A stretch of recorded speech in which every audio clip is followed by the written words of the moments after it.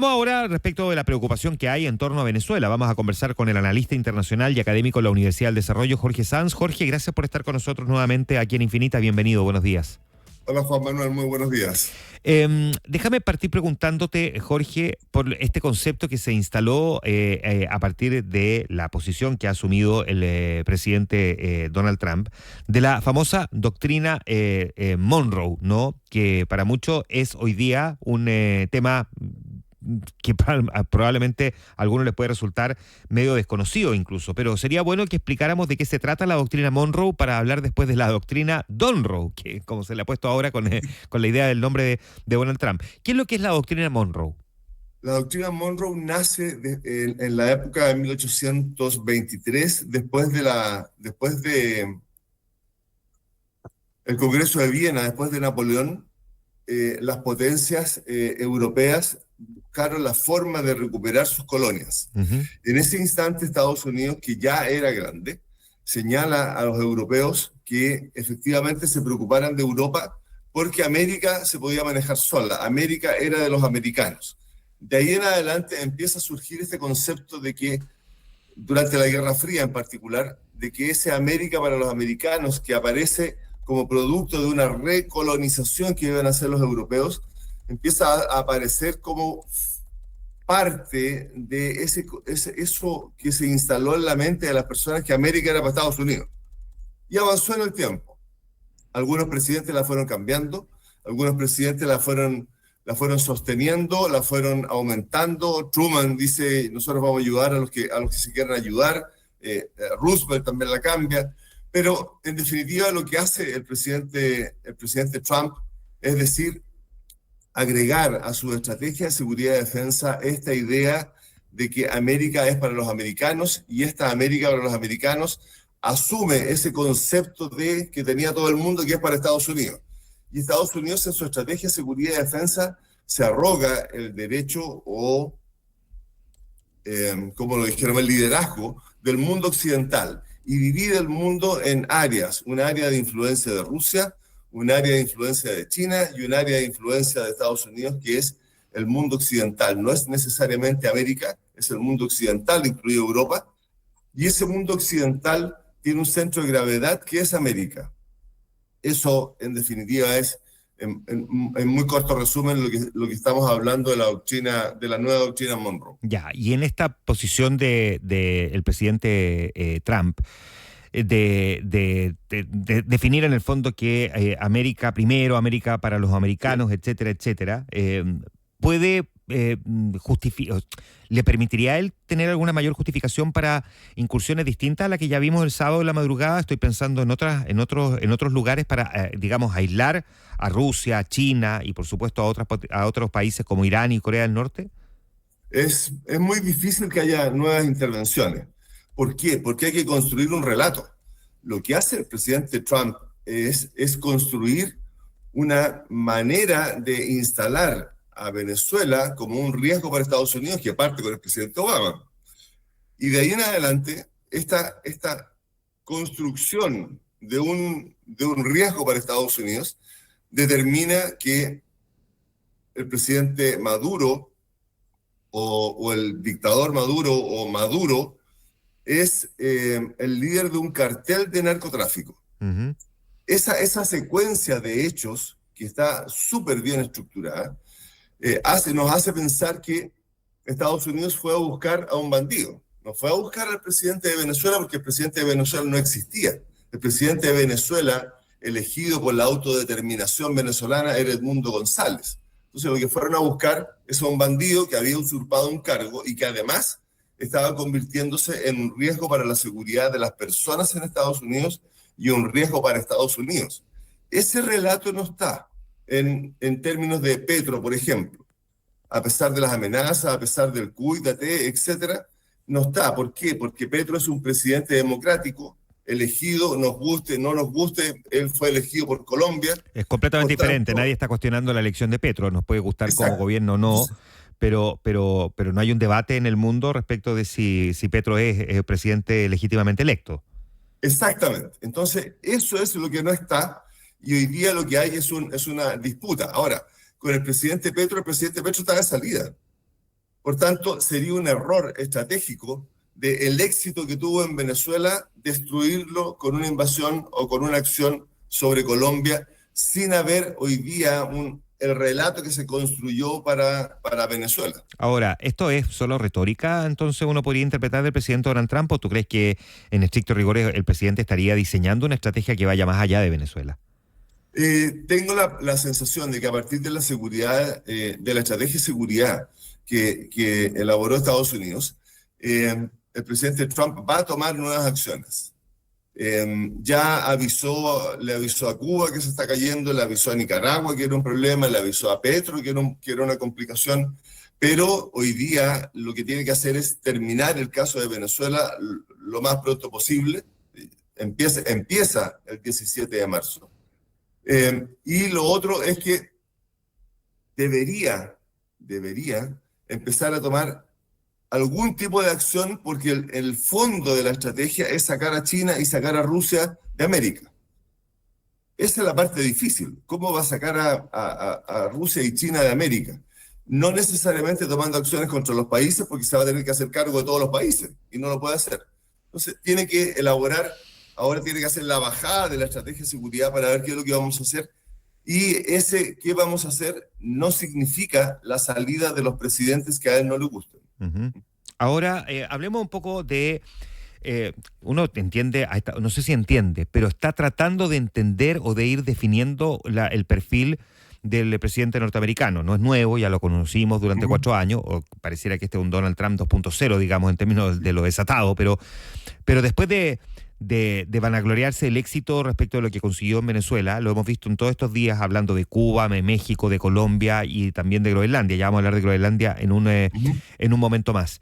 ¿Qué podríamos decir que realmente es lo que puede estar planificando Donald Trump? ¿O es solamente esta retórica de ensalzarse respecto de cómo él protege a América respecto de la incursión el mundo del mundo comunista, del mundo soviético, possoviético, digamos?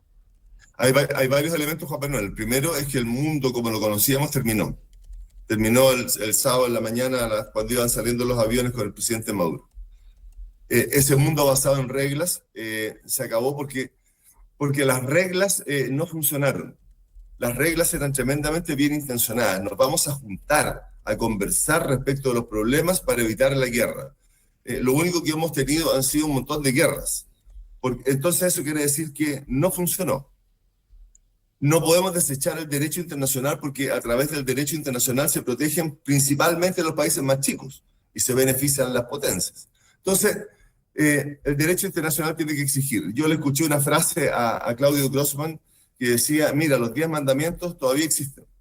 Entonces, el derecho internacional, sí, todavía existe, pero no nos está sirviendo en el mundo de hoy día porque el mundo de hoy día necesita una respuesta rápida.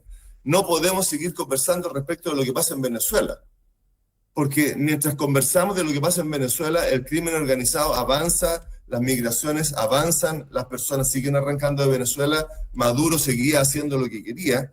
Entonces había que tomar una acción. Y esa acción que se definió fue una acción policial de ir a buscar a este señor que era un bandido que exportaba droga. Entonces, ese mundo basado en reglas existe, pero no nos sirve y se están tomando este tipo de acciones. Y hay que asumirlo, porque vamos a seguir en lo mismo. ¿Cuál es el riesgo de esto? Que China se le acabaron los problemas para tomar la misma actitud en Taiwán. Sin embargo, la estrategia de seguridad del presidente Trump dice vamos a competir en el Indo-Pacífico estratégica y geopolíticamente. Por tanto, hay una defensa a ese compromiso que tiene Estados Unidos de defender a Taiwán. Ese es el punto central de todo lo que está sucediendo. Un enfrentamiento o un conflicto, entendido el conflicto como un enfrentamiento o una confrontación de intereses. Esa confrontación de intereses entre China y Estados Unidos, por quién es la primera potencia mundial, es la que empieza a regular todo lo que está pasando debajo. Y lo que está pasando debajo es que América tiene que estar tranquila. ¿Y qué es lo que pasó en Venezuela? Bajo ese concepto, no puede haber otro país que esté un estado fallido como Haití en el espacio de Estados Unidos. No puede haber otro país como Cuba en el riesgo del hambre, ¿no es cierto?, en el espacio de Estados Unidos. Entonces, la salida de Maduro va junto con, además voy a recuperar el petróleo, pero no voy a recuperar el petróleo para dejármelo yo. Probablemente va a tener algún beneficio, pero el petróleo es para recuperar Venezuela. Entonces, para que Venezuela empiece a ser nuevamente un imán dentro de América y los venezolanos de Estados Unidos y los venezolanos que están repartidos por el mundo vuelvan a Venezuela y tengan un país potente en el espacio de Estados Unidos. Y eso va a obligar a salir a China y a Rusia y a Irán desde el espacio de Venezuela. Entonces, esas acciones son las que nosotros podemos empezar a ver ahora. Pero el conflicto mayor es un conflicto entre China y Estados Unidos por quién es la primera potencia del mundo. A todo esto, ¿quién realmente está en control de Venezuela? Porque Trump dice que en la práctica él, pero da la sensación de que pareciera que no es tan así. A ver, Trump dice que está en control del plan de paz de Gaza y él es el que resuelve. En la OTAN, la última palabra la tiene el presidente de Estados Unidos. Lo que está pasando en Venezuela es, a mi juicio, hoy día, en este minuto, es que el chavismo se tiene que pelear entre ellos. Y los chavistas empiezan a desconfiar unos de otros. ¿Quién vendió a Maduro? Lo vendió Delcy Rodríguez, lo vendió Padrino, lo vendió Diosdado Cabello para salvarse. Esa disputa es la que está hoy día. Tengo la sensación que el día 18 de marzo, 19 de marzo van a ir a buscar a alguien más a Venezuela, producto de que lo vendió Maduro. Ese quiebre es fundamental. Entonces, hoy día lo que está pasando es que Delcy Rodríguez está obedeciendo las directivas de Marco Rubio. Él es el que está en control del tema de Venezuela. A él es el que le interesa en particular Venezuela. Y por eso que Trump dice, yo voy a mandar. Y voy a mandar a través de Delcy Rodríguez. Y por eso Delcy Rodríguez, pórtate bien. Y está en el peor de los mundos, porque Delcy Rodríguez tiene la amenaza de Estados Unidos por una parte, pero además también tiene la amenaza de Diosdado Cabello, o la desconfianza de Diosdado Cabello. Ayer hubo unos disparos de ametralladoras cerca del Palacio Miraflores, y ese seguramente es Diosdado Cabello con sus colectivos para decirle a Delcy Rodríguez, cuidado que yo estoy acá también. El presidente de Estados Unidos argumentó, no solo Estados Unidos, el Departamento de Defensa también, que a Nicolás Maduro era el líder de un cartel narcoterrorista llamado el Cartel de los Soles. Vimos, sin embargo, que hubo una modificación bien sustantiva respecto de la acusación que se está presentando contra Maduro y donde el Cartel de los Soles lo describen ahora como una figura literaria y no literal. ¿Esta modificación podría eventualmente afectar el juicio que vaya a enfrentar Nicolás Maduro a partir del 17 de marzo? Yo creo que no, porque el Cartel de los Soles lo van a empezar a definir como una estructura que controlaba todo lo que sucedía en Venezuela. Y dentro de todo lo que sucedía en Venezuela, el envío de droga como parte del impacto en la seguridad nacional de Estados Unidos, tiene toda la responsabilidad. Entonces, el Cartel de los Soles, no importa cómo lo definen, porque lo quieren centrar en Maduro. Entonces Maduro era el jefe de una organización delictual, de crimen organizado. Va a terminar en el crimen organizado, con toda seguridad. Y va a depender también cómo lo nombren de las pruebas que tengan los fiscales. Y de la negociación que haya hecho Maduro y de la negociación que haya hecho el resto. Entonces todo esto es una mafia, Juan Manuel, es una mafia monstruosa. Una mafia que tiene redes en todas partes. Con toda seguridad hay mucha gente en Estados Unidos que está comprada por los recursos de Venezuela. No nos olvidemos que hay defensas monstruosas respecto del régimen de Maduro, que no se sostienen en nada, sino que se sostienen probablemente en un compromiso casi económico, porque ni siquiera es ideológico, debe ser un compromiso económico. Entonces, todo eso es lo que va a empezar a aparecer en marzo recién, y nos vamos a dar cuenta que si Odebrecht atacó a todos los países de América, esto es muchísimo más grande que Odebrecht, en términos de comprar voluntades, comprar acciones, comprar bien dicho, voluntades. Jorge, Sí. Había desaparecido antes de la incursión de Estados Unidos en Venezuela el orden mundial, digo, ante la incapacidad de Naciones Unidas de reaccionar frente a una situación crítica como la de Venezuela, y no solamente estoy pensando en la de Venezuela. En estos últimos días yo he mencionado varios otros conflictos que está viviendo el mundo, de los que pareciera que la comunidad internacional simplemente no ha estado pendiente o no ha estado preocupada. Situaciones que se están viviendo en tantos otros lugares, como la guerra civil en Sudán, lo que pasa en Haití, lo que pasa en Somalia, lo que pasa en Georgia, lo que pasa en Bangladesh, en Armenia, en Nepal, en Madagascar. Sí, y uno dice, ¿para qué sirve la ONU? Si fue creada precisamente para tratar de minimizar o evitar conflictos que escalen a nivel planetario. ¿Había desaparecido ya el orden mundial? Había desaparecido la capacidad de tomar decisiones de la ONU, y la ONU se había transformado en un ejercicio burocrático sin mucho peso. Que es necesario que esté, sí, es lo único que hay.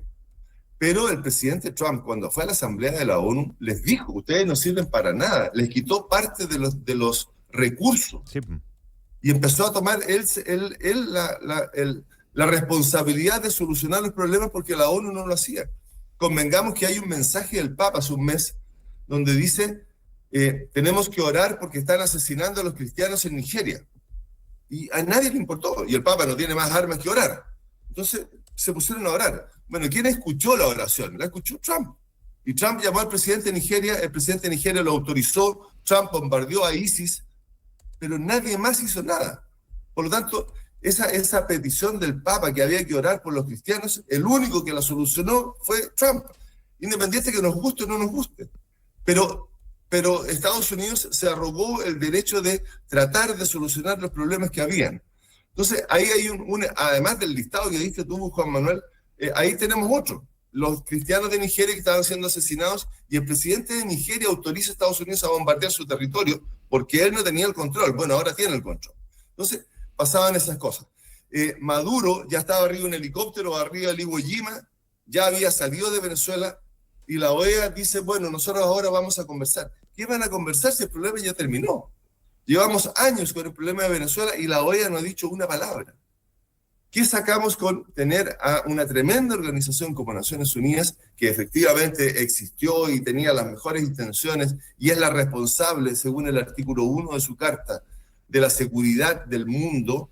Claro. ¿Qué sacamos si Maduro se roba las elecciones y el derecho internacional y el orden mundial que había no es capaz de sacarlo de su cargo? Claro, por eso es que porque no tiene las herramientas, porque no le dieron las herramientas. Entonces, esos son los elementos que la generación de hoy día necesita respuestas rápidas. Nosotros, claro, éramos más viejos y nos entendíamos en un mundo dividido en dos, la Unión Soviética y Estados Unidos, y estábamos en la Guerra Fría, y las potencias solucionaban los problemas de su área. Pero hoy día esas potencias están preocupadas de otras cosas, se ha repartido el poder. Estamos en un mundo donde cada persona sabe lo que está pasando en el mundo porque lo tiene en su teléfono en la mano, y las respuestas que se necesitan son rápidas. La generación Z nos está dando el ejemplo de que si no le solucionan los problemas, ellos salen a la calle a exigir que se los solucionen. Bueno, aquí el que salió a la calle fue Trump, a buscar a Maduro, que era un problema grave y que no se había solucionado y estaba en su área de influencia. Entonces, tiene que ver con un problema de rapidez en la solución del problema. No sacamos nada hoy día con sentarnos a conversar por años lo que está pasando en un lugar A o en un lugar B. No sacamos nada hoy día con conversar años que el mundo oriental no respeta los derechos humanos y que los derechos humanos son un problema del mundo occidental.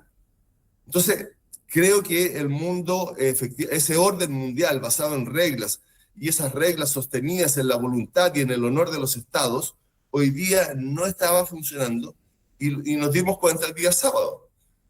Y el sábado se bajó el tono de Venezuela, se bajó el tono de Diosdado Cabello, el líder de esa organización está preso en Estados Unidos, el 17 ya le presentaron cargos, el 17 de marzo es la próxima sesión con las pruebas, y esas pruebas van a empezar a decir, bueno, Maduro va a decir, bueno, este caballero estaba conmigo, y lo van a ir a buscar. Claro. Entonces vamos a tener otras acciones dentro de Venezuela. Muy bien, pues muchas gracias, Jorge. Jorge Sanz, analista internacional, académico de la UDD, conversando esta mañana con nosotros. Muchas gracias, Jorge. Encantado de conversar contigo, Juan Manuel, que estés muy Que bien. esté muy bien. Muchas gracias.